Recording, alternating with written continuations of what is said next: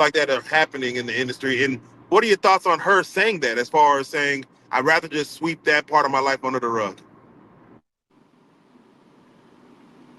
That was hard to watch. That was hard to listen to. And I'm going to do my best to try to be as respectful to her as I possibly can. But that's the exact attitude, the attitude that she's expressing regarding now.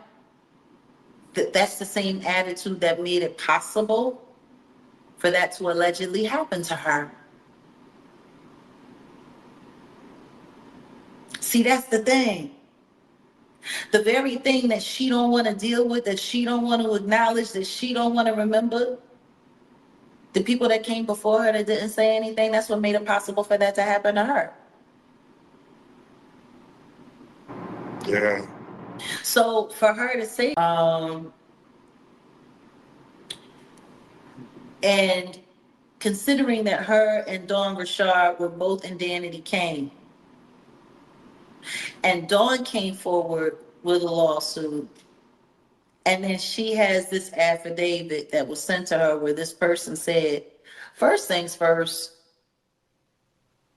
it seems to me like you would want to have this investigated. Like she was like, well, I didn't want to go into, because if I found out that this person was lying, then I would be forced to expose them, and then it would compromise all of the other lawsuits.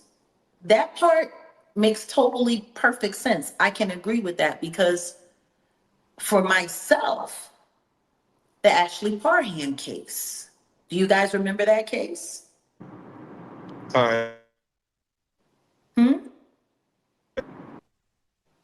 That brings us all back. Very, very elegant plan. And it was executed very well from all of that. And just, so like, I get where Aubrey's coming from. Like, I get what she's saying. But at the same time, who doesn't want to know? Like, if that happened to me, I don't want to know. Well, sweetie, if you didn't want anyone to know, what the fuck did you read us the affidavit for? Like, she had done an interview saying that she wasn't sure whether or not, like last year, saying whether or not she wasn't going to come forward, and there was some information and it was being investigated and whoop-de-whoop-de-woo and yada, yada, yada.